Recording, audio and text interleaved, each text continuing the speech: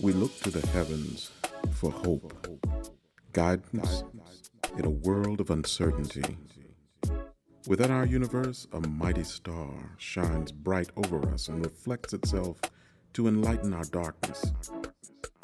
It is from that star that our very molecules are born, boundless and bright. That mighty star commands a universe of stars that bear witness to our history and are attached to our ideas of the future. In these stars, we find our beginnings. In these stars, we learn of our endings.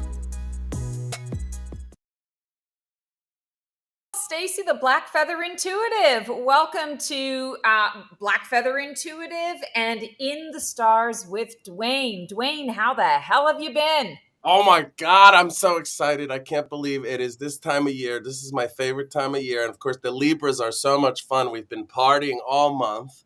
I Oh, mean, yay! it's been great. And the moon is doing amazing things. Like, I can't even believe how lucky we are to be alive at this time.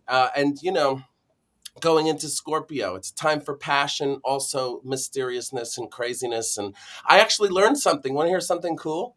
Yes, do So, tell. it's funny because what I learned was this overall thing about the Bible and astrology, about how the Bible, there was a rabbi who someone asked him, did Jesus really live, whatever. And the rabbi said, the Bible is just a kind of a manuscript of ideas that come from the basis of natural reality. And so the Son of God is actually the sun, and it makes its way from the horizon 12 steps up and 12 steps down. That's the 12 apostles and the 12 houses, the 12 signs. Oh, wow. And the thing that I learned, one interesting thing that I learned today was that Scorpio, which we're going into now, the reason that they call it the kiss of death is because in the Middle East, when a scorpion stings you, it's got two stingers and it makes what looks like lips when it stings you. So that's why they call it the kiss of death. And so that is why we're in Scorpio. We're going into Scorpio, which is the kiss of death to the sun, which means the sun goes, to the southern hemisphere for the winter. So isn't Right. that amazing how everything kind of like connects and goes together? It's Wow. I unreal. like how you just roped me into my holiday season with the kiss of death. Thanks. You're welcome. I am the Prince of Darkness in many ways.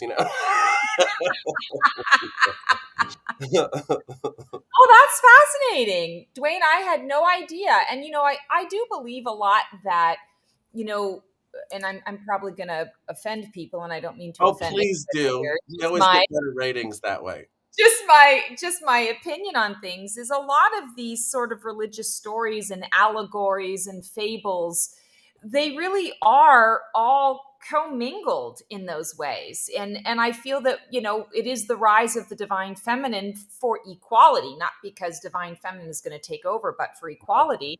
And I feel that as a result of that, a lot of the beliefs, the experiences that have been squashed for centuries are now also coming to light. Yeah, So, that story that you learned, I think that's absolutely gorgeous, because the sun is what keeps us, it gives us life on the planet, right? It keeps things going, photosynthesis, and it keeps all the stuff going and growing. And that makes so much sense when you look at the stories of the Bible.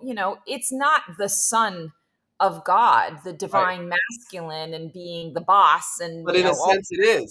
In a sense, it is because it's in the heavens and it the shines sun. down upon us. It Yes. comes in on a cloud and it leaves on a cloud, is what it says in the Bible. It's crazy when you Wow. really make that connection. And It's if you go back far enough, everything starts from that one idea from the main humans, let's say, on Earth, which I believe were in Somalia in Africa. Um, they looked at that sun and everything, and they developed this, and then all of the religions kind of became offshoots of that. So Yeah. everything that's a major religion goes back to this basic idea, which is basically what we would think of as paganism.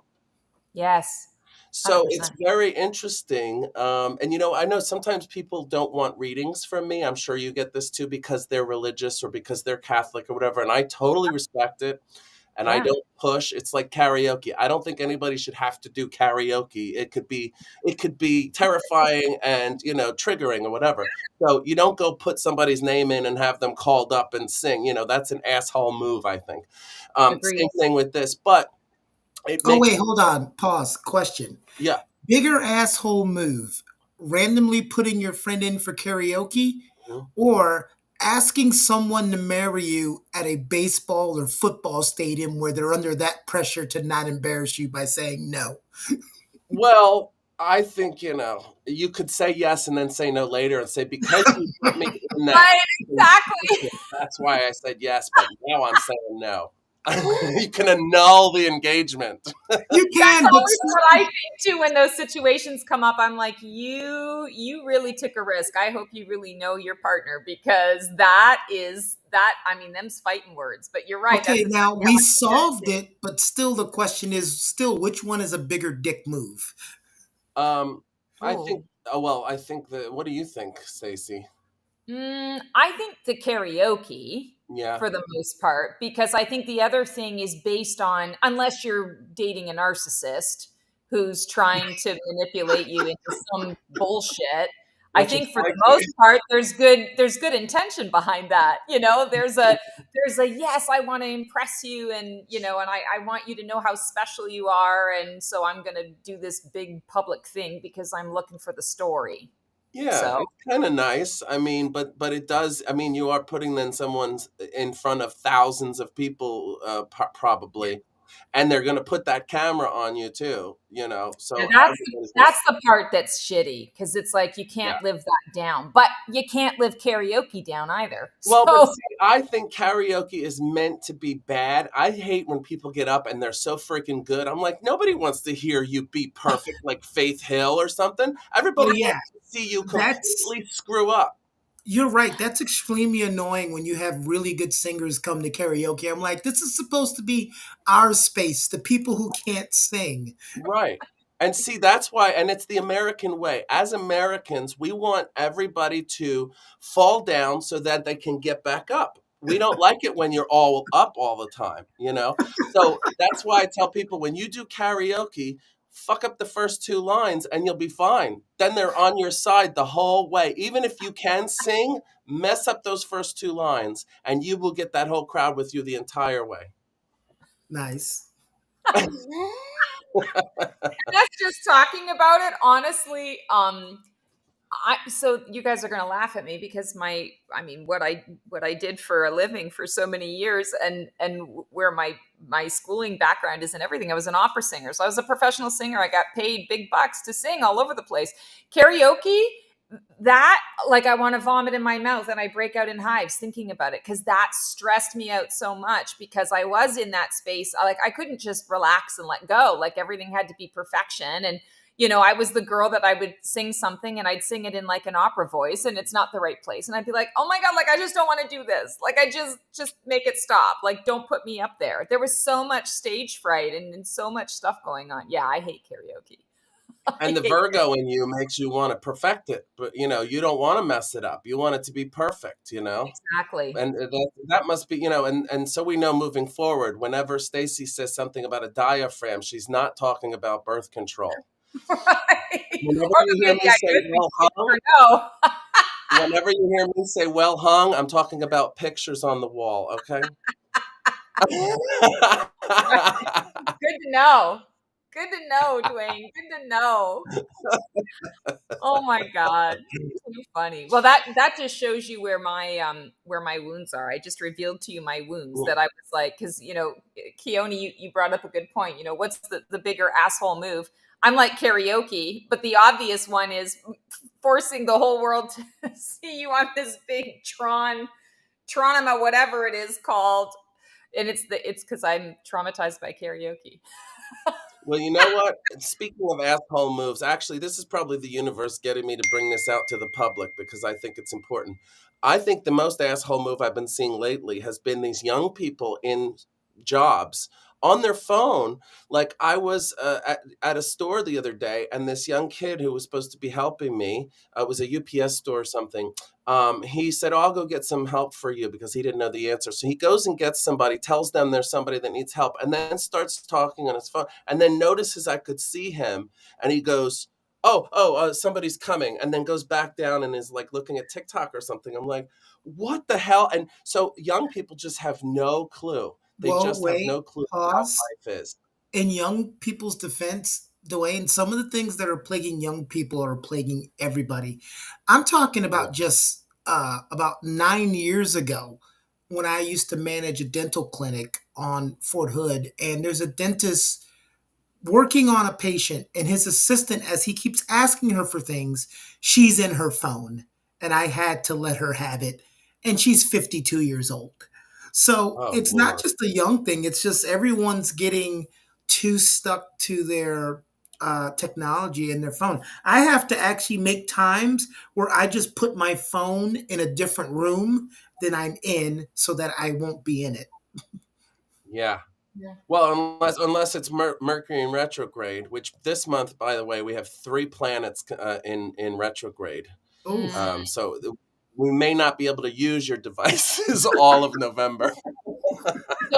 So Jupiter, I think Jupiter's retrograde. What else is going retrograde this month? Let's see. So we've got Jupiter, Uranus, and Neptune. Mm. So Yeah, Uranus in Neptune. retrograde is actually, I would think, a good thing because it means that It its is. effects are not as intense. All of that. I think of Uranus as the Tower card in tarot. So it's kind of like, okay, the perspectives come, but they don't come with completely destroying don't throw the baby out with the bathwater kind of thing. Yeah, no, I think the majority of these, I mean, it's not like it's really Mercury in retrograde, but that's what we do sometimes in comedy. We take whatever's there to try to make a joke, and it doesn't really mean anything.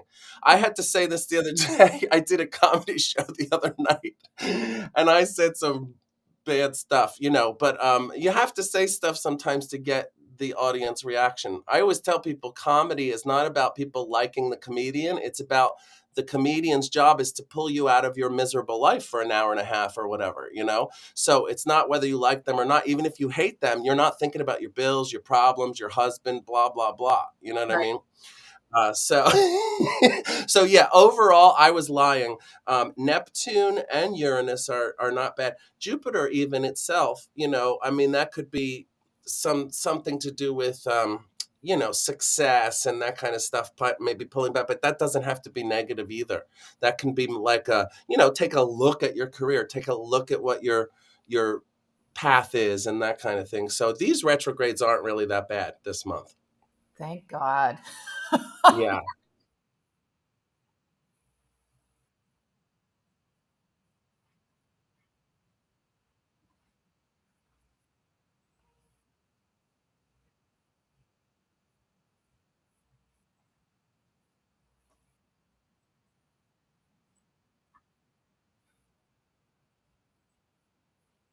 We're already moved into Scorpio, opposite Uranus in Taurus. So that's also another great thing. Taurus and Scorpio are like, I don't know if you noticed this ever, but Tauruses and Scorpios, they make the best couples, and I see them all over.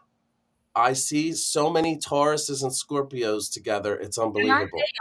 aren't they opposite in the wheel, the Yeah, astrology wheel? yeah, and they work. It's just like Virgo and Pisces. Virgo and Pisces is really good. Really? Yeah, Interesting. yeah, I because laugh they at that only because I have a 12th house son. And so there's so much war that goes on inside of me. I can't imagine the having a lot of that because I already have so much of that Pisces sort of reflection. I can't imagine having that in a partner. But that's interesting that they make.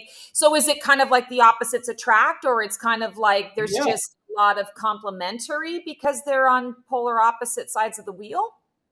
I think that's how it seems to be. Like like for instance with the Scorpio and the Taurus, you've got earth and you've got water.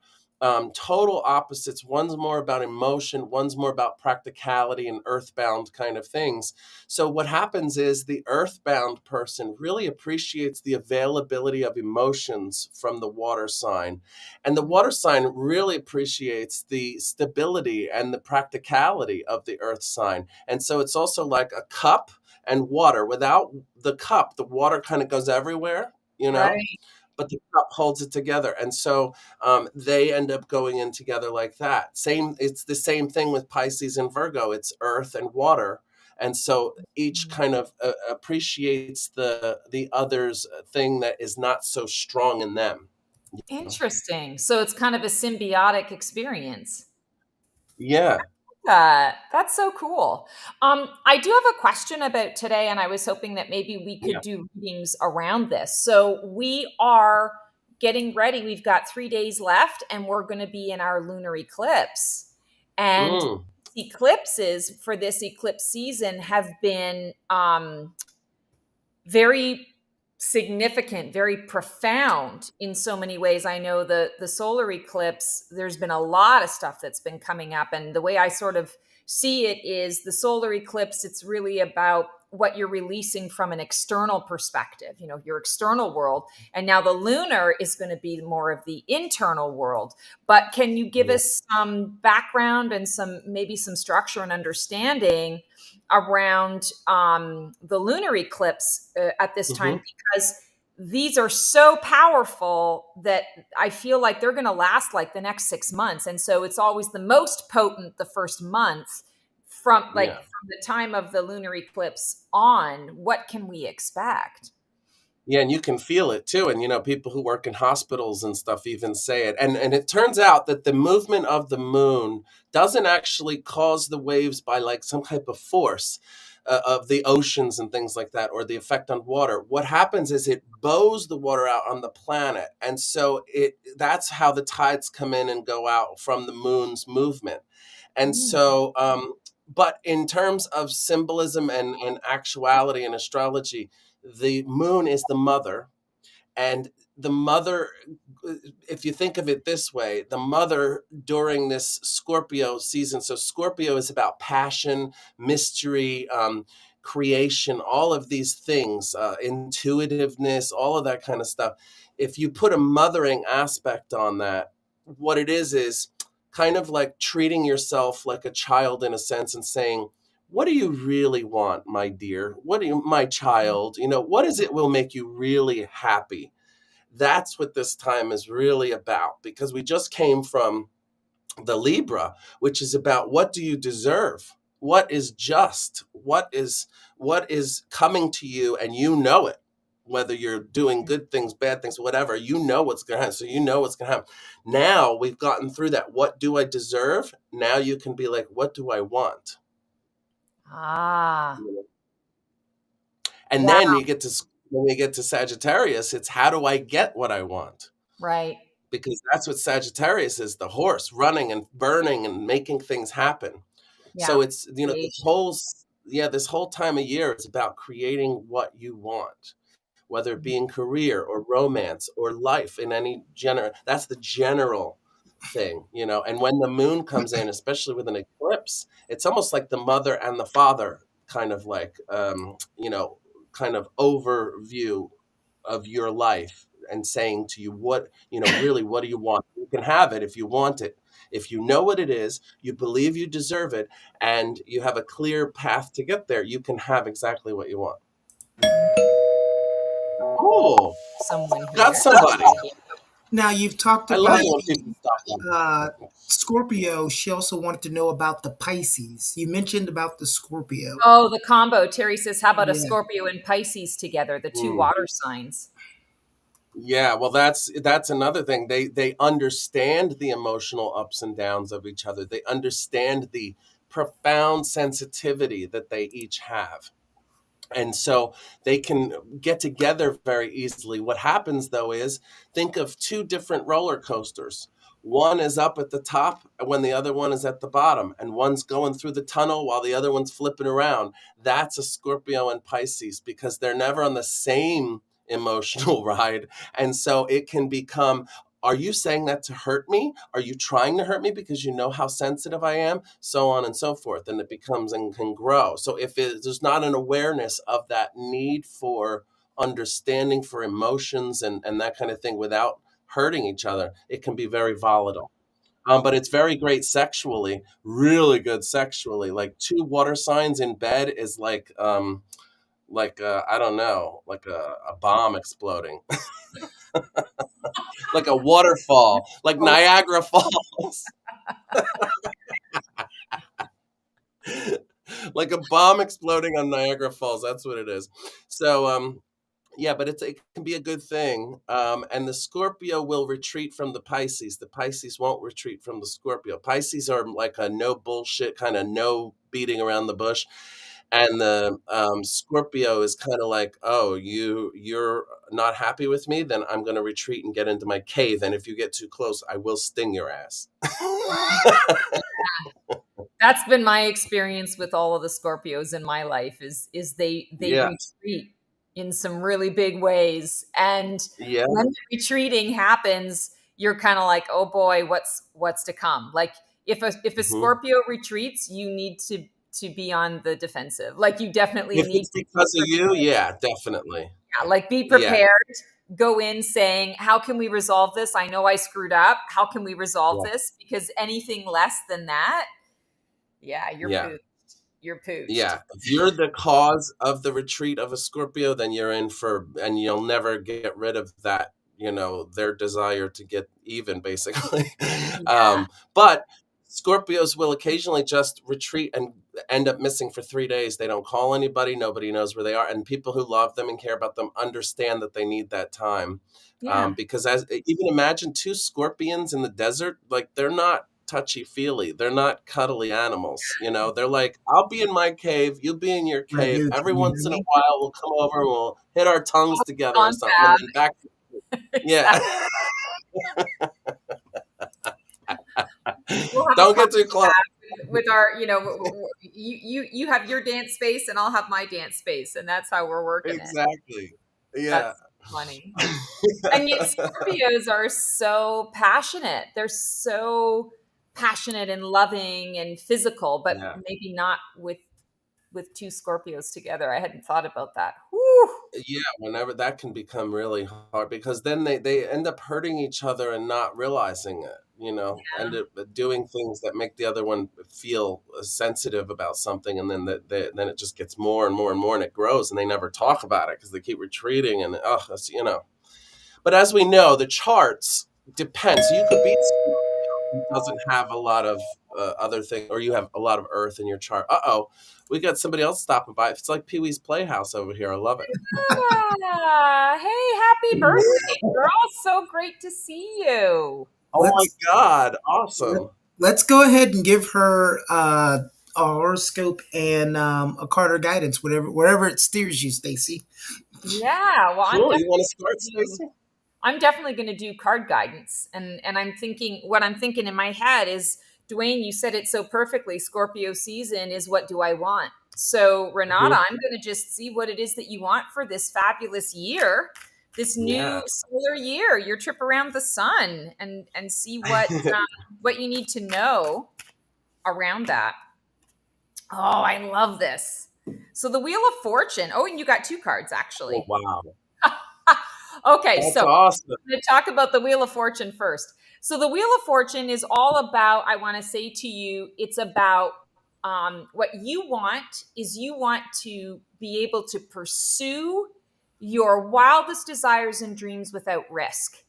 And what I want Yeah. to say to you is you want to shift how you perceive risk. So calculated risk is actually a really good thing. You can't grow and you can't get anywhere unless you are prepared to a certain extent take a little bit of a risk.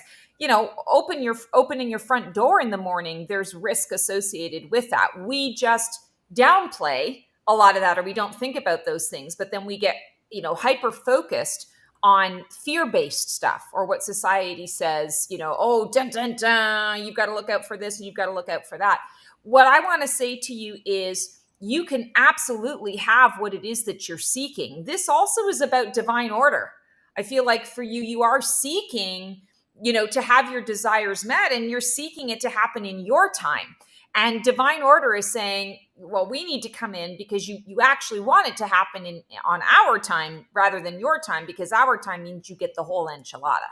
You get everything that you want, not just, picking and choosing. I want a little bit of this here and a little bit of that there. The universe is saying you can have it all, but you've got to be willing to take the risk. So what do you need to do in this time, in this window of time, to give yourself permission to be calculated about your risk? What do you need to, I want to say, research, get comfortable with in terms of, okay, here's my goal, here's my desire, here's what I absolutely want.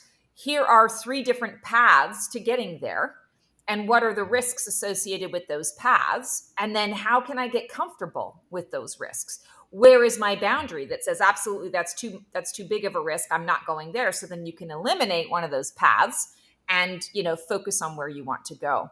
So I feel like the Wheel of Fortune is coming in to help you. It's also very much about luck, and so I feel that this is a lucky time for you. So don't settle for anything less than exactly what it is that you want, knowing that I'm going to take a calculated risk to move forward in that, and then the universe is going to provide, because the universe is comfortable with what I've brought to the table.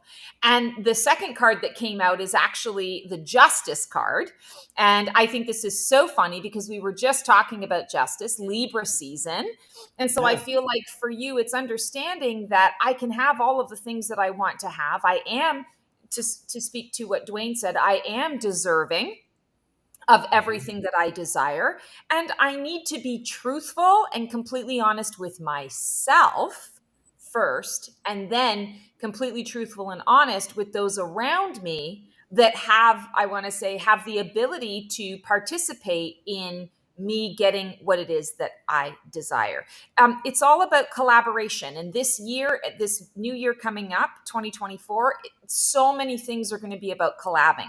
So perhaps that calculated risk that you're working towards is learning to trust, learning to ask for what you need from somebody else, and trusting that they're going to reciprocate. They're going to be able to assist you.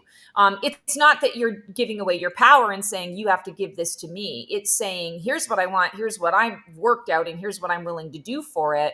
But I need a little assistance in this area. Can you help? So justice is coming through to say, so get clear on your truth and collaborate. Don't be afraid to ask for help. Yeah, that sounds right in line with how I'm feeling about this. And I feel like for Scorpio, sometimes the biggest issue can be, what do I want? Like figuring out what that is so that they can make that plan and move forward. And so I'm looking now at the moon and its movement through November. And on the 11th, it enters Scorpio. So for the Scorpio, during the time of Scorpio, when the moon enters Scorpio, that is when you can make your goal of, between now and the 11th, let me really put everything on the table. If that means getting in a bathtub with a glass of wine or whatever it is that's going to take you to that place to really feel, because as a Scorpio, you have to feel what's right for you. You can't make it in your mind. You can't have somebody draw a graph. It has to be from your feelings.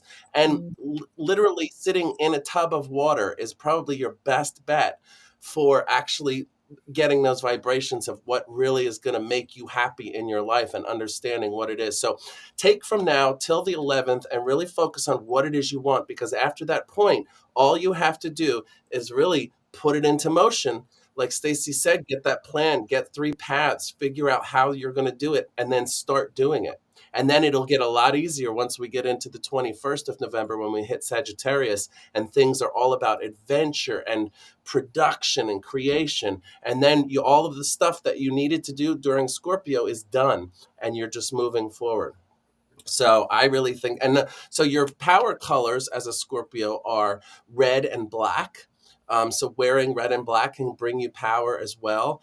Like I said earlier, you may need to take some time, and the people that care about you know that if you don't call them for 2 or 3 days and you're not missing, you're not going to end up on forensic files. It's because you need to just lay back with a book and have some wine or something, have sex a lot.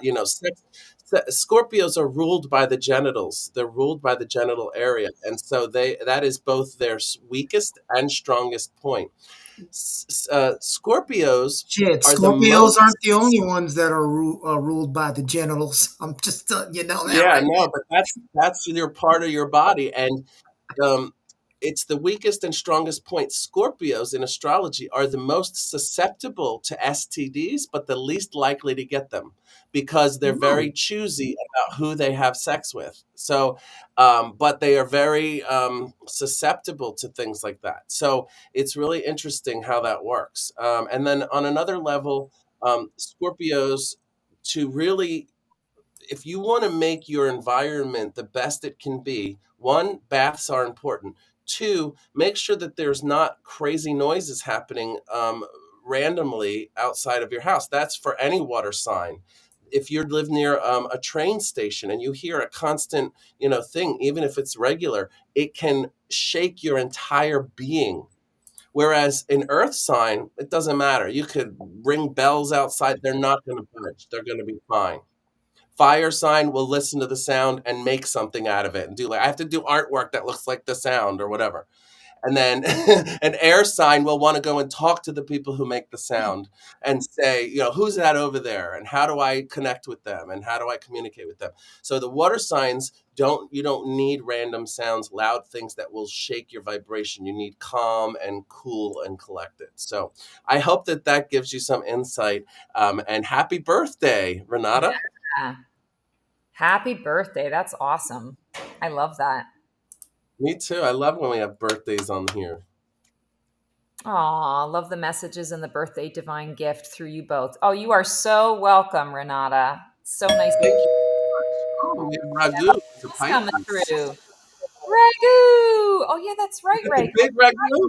Pisces. Yeah, we're absolutely going to pull a card for He you. was trying to join us live, but I don't think the connection was working, so I had him put it in the In the chat. comments. So he was going to come on live. So thank you for that, Ragu. All Thank right. you for that, John. Ragu, this is talking about what you want and sort of some energy, for this season and how to sort of make that happen. Oh, interesting. So you got 7 of Cups. So 7 of Cups, I feel like when you're talking about your desires, what it is that you want and trying to figure out what that looks like for you, it's no surprise that you've pulled a water card. So this is connected to the element of water, and it is all about choice.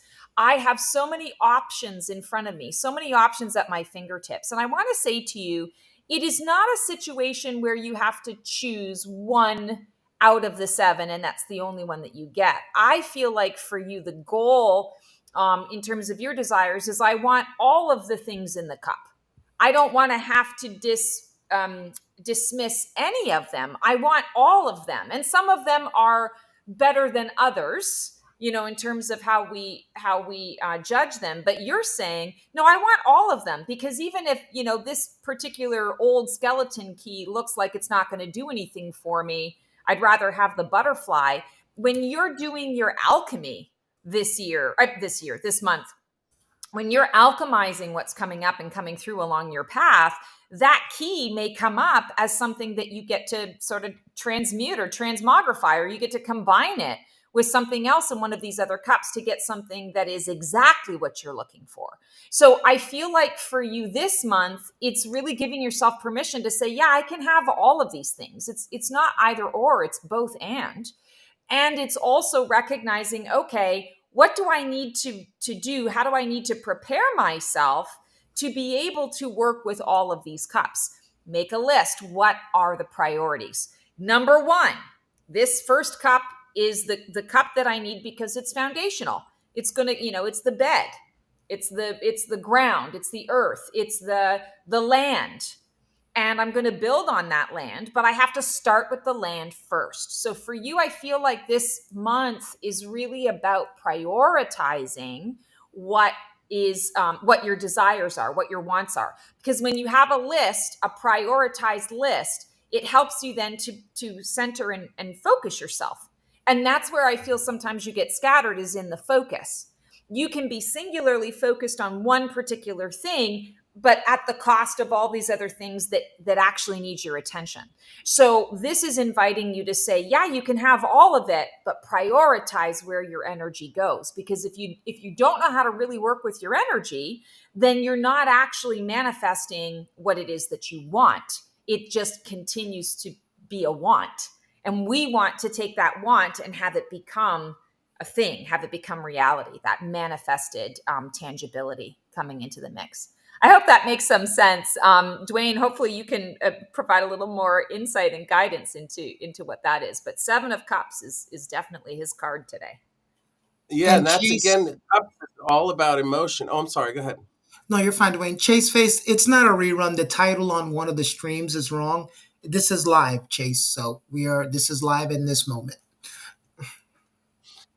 So yeah, no, it's funny because the Seven of Cups is all about emotion and feeling. Cups is all about emotion, and so again, this is a Pisces who's a water sign, just like the Scorpio. So it's very similar. My reading would be very similar in a lot of ways. The things that I said about Scorpio are still there, except the Pisces has an intuition that brings them to something quicker, because if they're able to really connect with the feelings, with their emotions. The Scorpio kind of has a hard time finding the outcome. The Pisces knows, like, they have intuition, they're artistically connected, they're connected to colors. Pisces actually are affected viscerally by colors. A lot of Pisces love, if you ask them what their favorite artwork is, they'll love like this folk art with lots of bright colors, with people with baskets on their heads walking next to the Caribbean and palm trees and stuff. And that's why if I have a Pisces in my life and I have to get them something, I usually get them something colorful, something that reminds them of the water or the ocean or an island or something of that nature. So Pisces also rules the colors blue and green, the colors of water. So that can be a power color for Pisces. Um, they don't like to beat around the bush. They don't like to pussyfoot around things. They love to be like really on point with how they're feeling and what they're talking, and they're really good with feelings and that kind of thing. They can tend to be just like any Pisces or any water sign. They could end up drinking too much at times and having a bad reaction, maybe becoming frustrated or angry or whatever. And so at times in most water signs' lives, unless they just abstain completely, they do have to at some point figure out, usually when they're in their 20s and 30s, like figure out how to gain control of that. And sometimes, as we know, not everybody does gain control of it. But for the most part, it is all about, again, and since we're in Pisces, so you are a native water sign in your native place right now until the 21st. And so the best thing you can do is to really focus on what are the feelings that are coming through me, almost like a conduit. If it has to do with your family, if it's about buying a new car, if it's getting a new job, whatever that is, put that in the top of your perspective and allow the feelings to filter through. And when that happens, you'll get a hit, usually in the gut. Your gut will tell you that that's what you are needing to do. So is it, should I buy the car? Should I not? Should I invest in the house? Should I rent? Any of these things can be dealt with for a Pisces by simply putting it at the top of their perspective and allowing the energy to kind of like filter through it and hit their gut. That's the best advice that I could give to a Pisces. And to also think about what you want to say before you say it, because you don't like to beat around the bushes. So sometimes things come out that, of course, you're just telling the truth, but some people can take it the wrong way. And you know how it feels to have your feelings hurt. Yet sometimes it's easy for you to hurt other people's feelings without even knowing it. So just keep that in mind. Overall, I think it's a great time for any water sign, Pisces, Cancer, or Scorpio. Get your priorities in order, decide how to get what you want. And again, when we get into that Sagittarius part of the year, which is November 21st, moving forward, that's when everything kind of starts taking and going on its own. Like you're starting up a chainsaw, you pull it, and then it finally takes over and goes. That's what happens when we get into Sagittarius. So I hope that was fun and good information for you. Pisces. Yeah, and Rose Quartz said, that's why I love Pisces fashion, always so vibrant and eccentric. It's true. We Speaking of vibrant and eccentric, oh, I think Elizabeth Taylor was a Pisces. Oh, that makes sense. Mhm. Yeah. I always loved her style of dress and the colors she wore, and she had that gorgeous dramatic flair.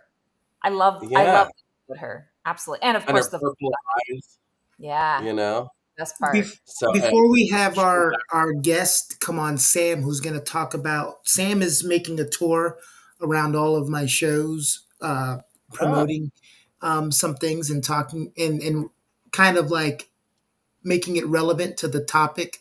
But before we go, we've got one more person that we're going to do.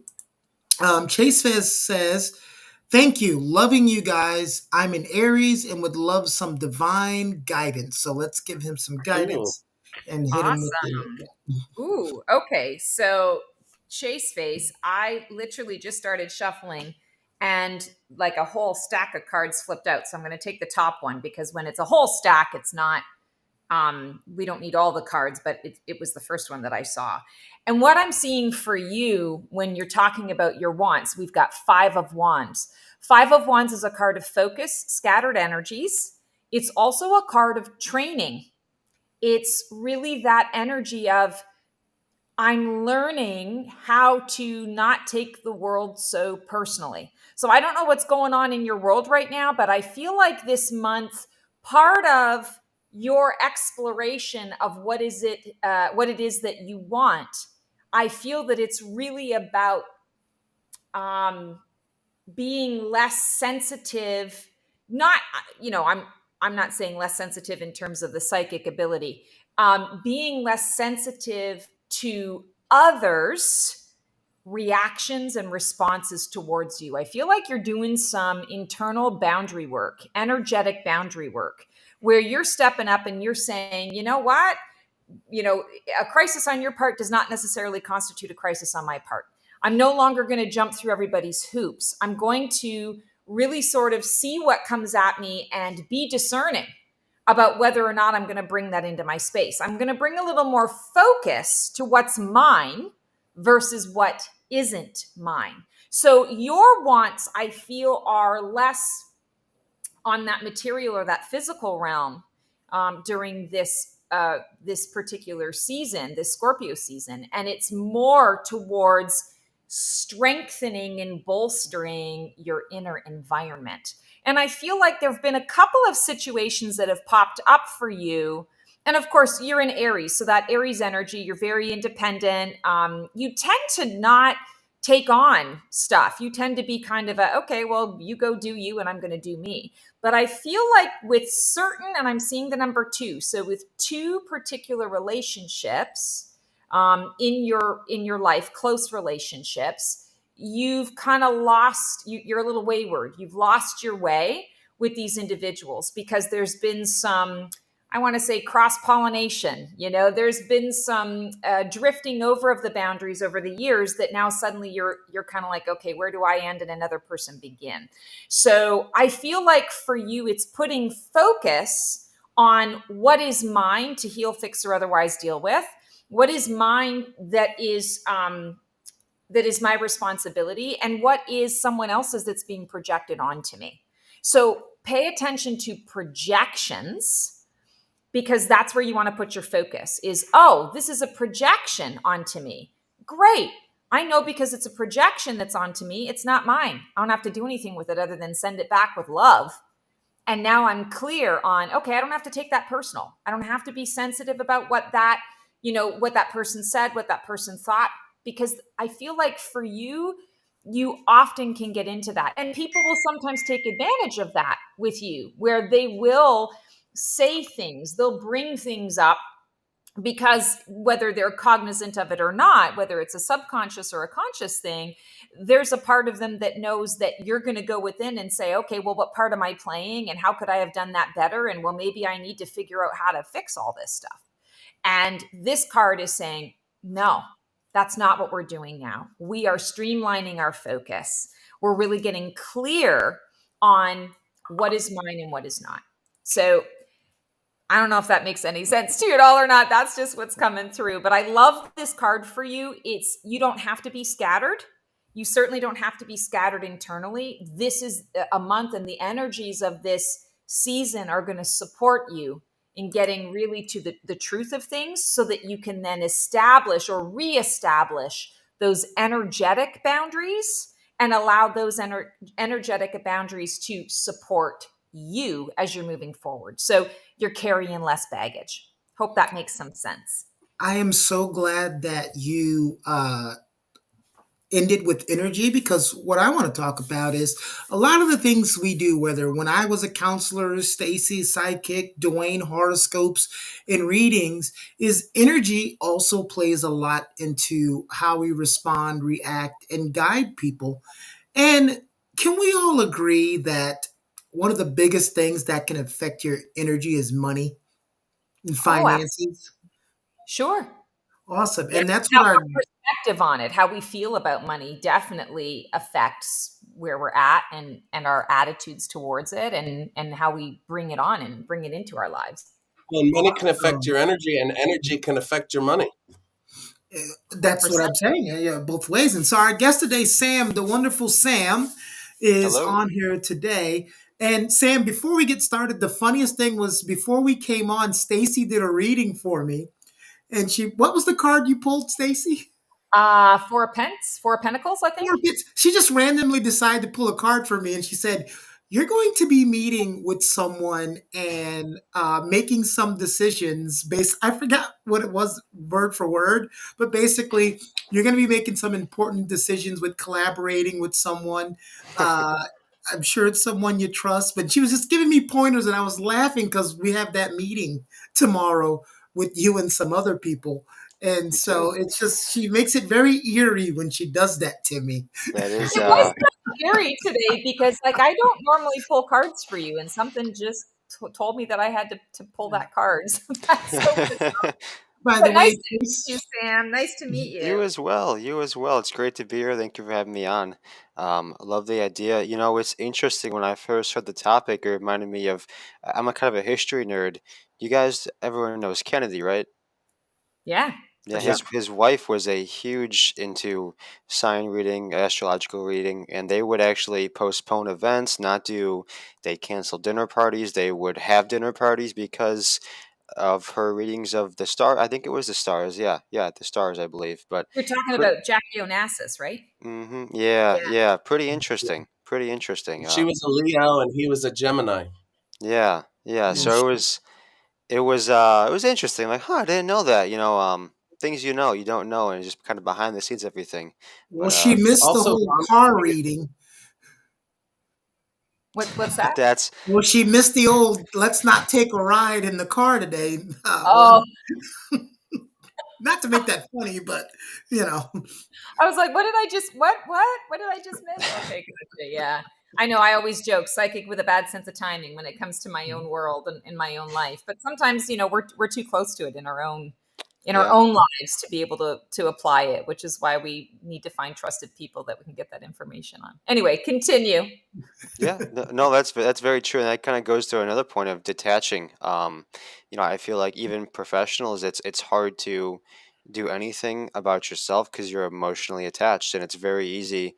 That's why business hire business consultants. That's why you hire financial advisors. That's why you hire, other doctors hire other doctors sometimes, because you're attached to yourself. You're like, oh, I know better than this and this and that, and it's really interesting. But glad to be here. Love the topic. And when is So your son Yeah, I was birthday, just gonna Sam? say, I'm a what is Scorpio, so you guys Oh, won't like me. No, it's perfect for the topic and the timing today. Yeah. That's great. And all my best friends are Scorpios because I'm a Really? Sagittarius and I tell the truth, and Scorpios love truth tellers. They hate when people lie. So, Yeah, we don't really stand for BS too well. That's why I like numbers. Numbers don't lie. So they tell a different story. You can't. I mean, I guess you could manipulate numbers, but they generally don't lie. So that's Yeah. might be a Well, it's coincidence or universal maybe it's language, fate. right? Universal well, language. What do that's a you Leo perception, actually. What was the question? do, Leonie? I was just going to say, what do you do, Sam? Yeah, yeah, no, so the screw up your eyes. So I'm a financial advisor, and so what we do is we do holistic financial planning and also asset management. So again, kind of going to the detaching, we essentially help people detach from their lives, take a look at their finances, improve their financial situation, and help them make money. Overall, that's really the goal. So you could do things you want to do, whether that's yoga, you want to spend time with your family, you want to walk the dogs, you want to go look at the stars, whatever you may want to do, that takes time. That's what we help you people achieve. That's fantastic. Talk about the holistic piece a little bit more, because that word, that's a buzzword for me. I'm like, as soon as Yeah. something's holistic, I'm like, okay, I'm in. I want to know more. Oh, yeah. Well, I like to equate it to medicine and other things. We kind of had a tendency in the past to just throw and I was a medic in the military, so I kind of refer to medicine. We have a tendency to just throw medicine or throw pills at problems to try and solve the issue. I'm sure, or a lot of research is saying, and just kind of common sense is, maybe let's look at lifestyle first and try and change that before we just throw stopgaps, and medication and other things. Same thing in finances. We can give you the best portfolio, we could make you the most amount of money. You can make it a million, 2 million, $5 million. But if your financial personal finances are not in order, you could blow it all. And you might be like, oh no, that would never happen. Look at athletes. A lot of athletes, they stop playing and they're bankrupt within 5, 10 years. Now they're, a lot of them are successful too. But there's a lot more than there should be run out of money. Disproportionate amount. Yes. Yeah, yeah. And lottery winners, um, really high income earners. I know a lot of like doctors, attorneys who make good money, but th- they're not. They're how do I word it? They make good money, but you wouldn't call them wealthy. Right. They There's a lost. and me and Sam have talked about it. You rarely hear billionaire gone broke, but you hear millionaire gone broke a lot of times because a lot of millionaires live like normal people, paycheck to paycheck, Yeah, and it's like, which is crazy. You make $2 million a year, you don't need a $5 million house. It doesn't make any sense. And one of the things, I only have people come on to promote things that I actually use, so it's not one of these things where we have a random guest. Uh, promote. We're educating, Keone. yeah, Get it I right. may. Hey, it's promote for me, but educate as well because I don't promote anything that's not educational. So if they know me, they get me. Um, Greg, who Gemini. couldn't be on at the moment, connected me with Sam, and I've been having such a great time being educated by him and working with him over the last 4 months. I've learned more in 4 months working with him than I've learned in the last 20 years. Mm, And the good thing that I always talk about is how they will break it down for you. You know, a lot of times when you talk to people about your finance, they say a lot of things and a lot of words that you have to look up, right? If I need him to break it down to me as if I was 7 years old, he will break it down to me as if I was 7 years old. So that's another beautiful thing about working with Sam. Oh, I So, appreciate it. Sam, I want to ask you a question that is Yeah, going to kind of wrap it blend all together. all Yeah, of what we're here chatting about today. So, and Dwayne, you probably have a lot of clients who reach out to you because they want to know about what do I need to expect in terms of money, and how do I need to navigate the next few months with my transits and things of that Yeah. nature. Um, Sam, how do you approach? Because a lot of people are going to come to you, and I'm going to speak just sort of from a solopreneur perspective here. A hmm lot of people are going to sort of come to you and say, I've got this business, and my clients, if I'm going to refer you, a lot of my clients are looking to open spiritually based businesses, heart based businesses, and they're going to look at it and they're going to come at it with their own money blockages, their own financial blockages around that. How Mm-hmm. do you handle blockages? Because a blockage is just stuck energy, Mm-hmm. but it's connected, as you said, detached, right?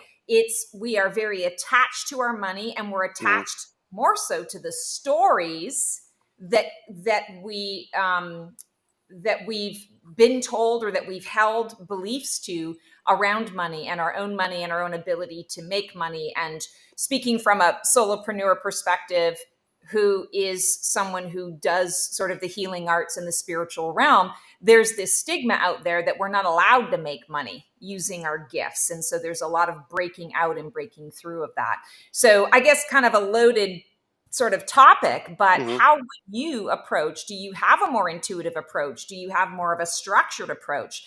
You mentioned the holistic piece. I'm Mm-hmm. curious about that, because I Yeah. know so many of my clients are dealing with those kinds of financial blockages. How would you help someone through that and So, get that foundation?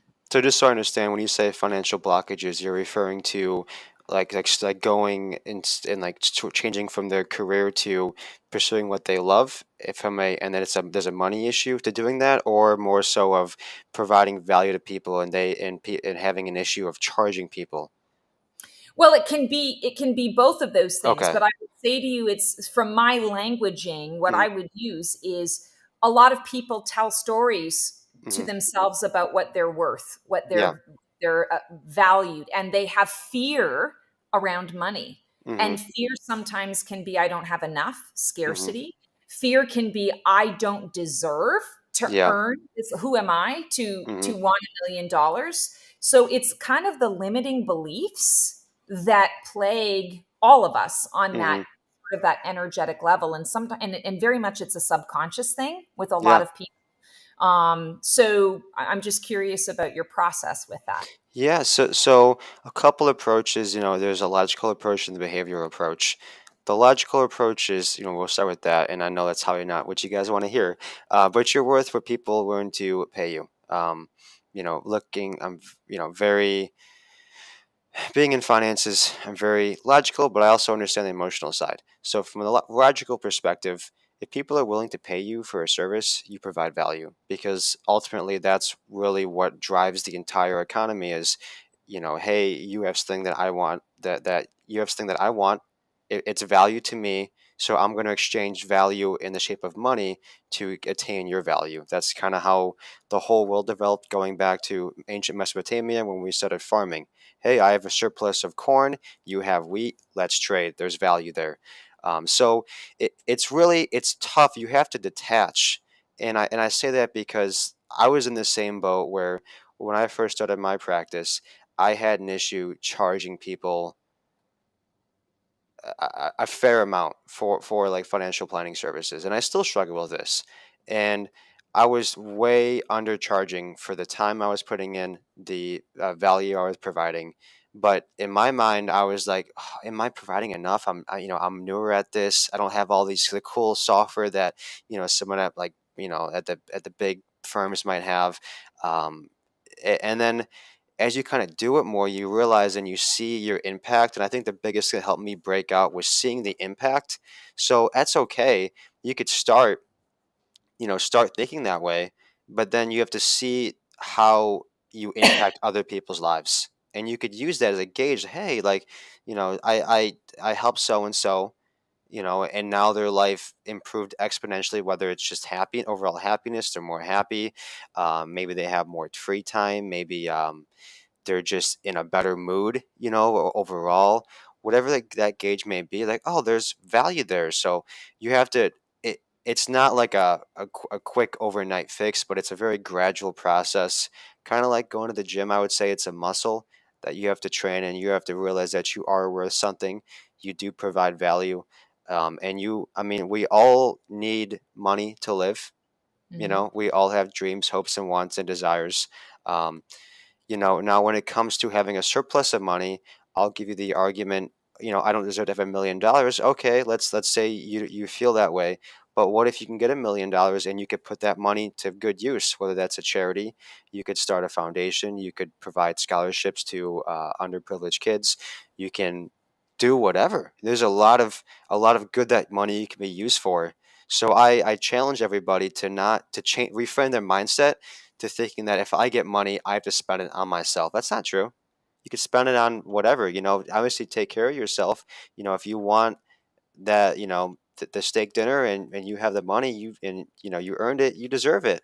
Um, if you feel like you have a surplus, you can always donate it. You can start charities. There's a lot of good you can do in the world with money. A lot. Isn't there also now? There's been a lot of stuff on TikTok recently about I know. majorly wealthy families, such as the Rothschilds, Yeah. the Astors, and that basically what they did was that they took their wealth, they created trusts, and then Hmm. they lived off of the trusts and the life insurances, borrowed from the life insurance, and then when they die, their life insurance pays back the trust, and that's how they create generational wealth. Is that still a thing, or was that just because it was the early 1800s and people could do that kind of thing? Like, I'm confused about that. How much time do you have? That's part two. That's the real question. So I'm gonna dive into this. This is a great question. I love this. So let's look at why those families like the Vanderbilts, The everyone, Rothschild. Rothschilds, Yeah. yeah, everyone. They they were entrepreneurs. That's how they started. That's their roots, and they Mhm. became extremely wealthy, extremely wealthy. And today we see that with Bill Gates. We see that with Jeff Bezos, Elon Musk, and a lot of these individuals are entrepreneurs in some aspect. They start a company, and that company explodes. And again, it goes back to that value proposition before. Um, but in regards to your question about being back in the day, that that's not just because of the 1800s. You can still do that today. So you can actually do what's called a generational trust. Pretty cool. Mhm. I'm not an attorney, by the way. I'm licensed. I'm a licensed financial advisor, but I'm not an attorney. So I can't administer trust, but we do planning on trust, and this kind of goes into holistic financial planning. This is an aspect of it. Um, so you could have what's called a generational trust. And a trust, to dumb it down in very simple terms, essentially you take your assets, you give it to a someone who manages the assets, and there's a document, and they're held to this document that you want to put down saying, hey, use this money for this, this, and this. And essentially what this person does, they're going to invest the assets and they're going to produce income for individual A, and then once some set period of time, the remainder goes to individual B. That's a traditional trust. Now what they have now is they call it generational trust, where you can, and this is a newer thing, but this goes back to medieval times with land. I mean, you see it with families like the king. Who's the new king? The king's son. So that's really how trusts stem back. Where they stem from is back in medieval times with land and titles and things of that nature.